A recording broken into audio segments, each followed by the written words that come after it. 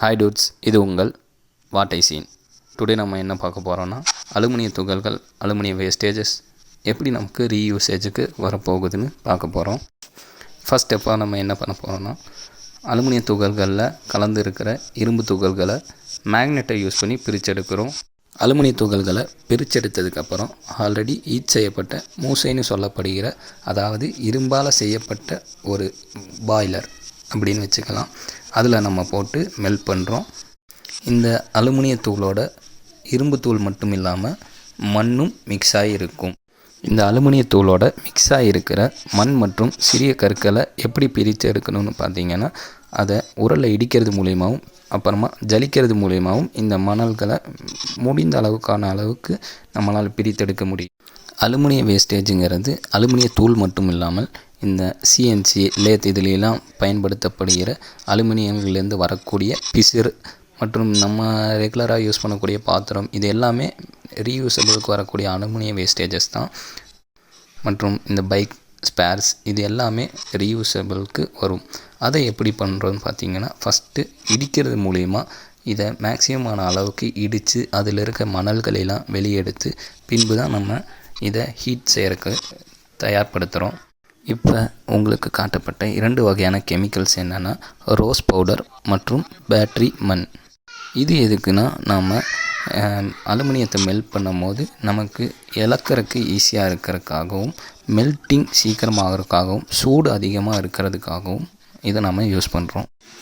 நம்ம rose powder மற்றும் battery மண்ணை இந்த பாய்லரில் போடும்போது எக்ஸஸான ஹீட்டை அது ப்ரொடியூஸ் பண்ணுது. அப்போ ஹீட் இன்னும் அதிகமாகுது. நமக்கும் எரிபொருள் கொஞ்சம் சிக்கனமாகறதுக்காகவும் மற்றும் இந்த மண் இது எல்லாம் நம்ம இழக்கிறதுக்கு கொஞ்சம் டைட்டாக இருக்கும். மெட்டல் ப்ளஸ் மண்ணையும் இழக்கிறதுக்கு ரொம்ப டைட்டாக இருக்கும். அப்போ இந்த பேட்ரி மண் மற்றும் இந்த ரோஸ் பவுடர் போடும்போது அது கொஞ்சம் லூஸ் ஆக்கி கொடுக்கும். நம்மளுக்கும் இழக்கிறதுக்கு ஈஸியாக இருக்கும். நம்ம எவ்வளோ தான் நம்மளுடைய அலுமினியம் வேஸ்டேஜஸை உள்ளே போட்டாலும் உருகிற மெட்டல்ஸ் கீழே போயிடும். அதில் இருக்கிற வேஸ்டேஜஸ் எல்லாம் மேலே தான் இருக்கும். மெட்டல்ஸ் உருக மெட்டல்ஸ் கீழே போயிடும். மேலே வேஸ்டேஜஸ் மண் இதெல்லாம் மட்டும்தான் மேலே நிற்கும். மெட்டல்ஸ் உருகுனதும் நமக்கே தெரியும், கீழே நம்மளுக்கு லிக்யூடாக இருக்கிறது ஃபீல் ஆகும். அப்போ நம்ம என்ன பண்ணணுன்னா, அகெயின் மேலே இருக்கிற வேஸ்டேஜஸான மணலை நம்ம தூக்கி போட்டுறக்கூடாது உடனே.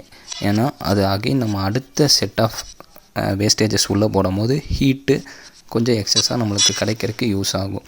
நம்ம கீழே இருக்க லிக்யூட்ஸை எடுத்ததுக்கப்புறம் அதே அந்த வேஸ்டேஜஸ் மண்ணோடு தான் நம்ம அகெயின் நம்மளுடைய அலுமினியம் வேஸ்டேஜஸை கொட்டணும். அப்போ ஹீட் கொஞ்சம் அதிகமாக இருக்கும் அண்ட் ஈஸியாக உருகிறதுக்கு நம்மளுக்கு ஹெல்ப் பண்ணும். 90% ஆஃப் மெட்டல்ஸ் மட்டும்தான் நம்மளால் எடுக்க முடியும். 10% ஆஃப் மெட்டல்ஸ் அகெயின் அந்த மண்ணோடையும் அந்த வேஸ்டேஜஸோட மிங்கிளாகி தான் இருக்கும். அது நெக்ஸ்ட் நம்ம யூஸ் பண்ண நம்ம அதை மெல்ட் ஆக்கி எடுத்துக்கலாம்.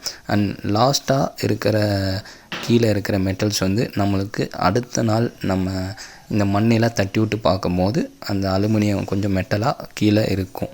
அதே மாதிரி நம்ம இப்போ மெட்டல் போடும்போது மேலே பார்த்திங்கன்னா உங்களுக்கு மண் தெரியும். மெட்டல் இப்போ நம்ம ஊற்றிட்டுருக்காங்க பாரில் இருந்தும் மேலே மண் தெரியும். அந்த மண் மெட்டலோட கலக்குமான்னு கேட்டிங்கன்னா கண்டிப்பாக கலக்காது. ஏன்னா மெட்டல் மண் பார்த்திங்கன்னா மேலேயே தான் இருக்கும். அதை மறுபடியும் அந்த மூசைன்னு சொல்லப்படுற அதுக்குள்ளேயே நம்ம ரிட்டன் போட்டுருவோம். அகெயின் நம்ம அடுத்த செட் ஆஃப் வேஸ்டேஜஸ் நம்ம போடும்போது அது நமக்கு யூஸ் ஆகும். இந்த மெட்டல் ஊற்றுனதும் நம்மளுக்கு ஒரு 3 to 5 மினிட்ஸில் பார்த்திங்கன்னா நம்மளுக்கு கொஞ்சம் ஹார்டான மாதிரி தெரியும். ஆனாலும் ஹீட் பார்த்திங்கன்னா அப்படியே தான் இருக்கும். உடனே இதை நம்ம தொடவோ எதுவும் செய்யக்கூடாது. அதை நம்ம மேக்ஸிமமான இன்ஸ்ட்ருமெண்ட்ஸ் யூஸ் பண்ணி தான் வெளியே எடுத்து போட்டு ஆற வைக்கணும்.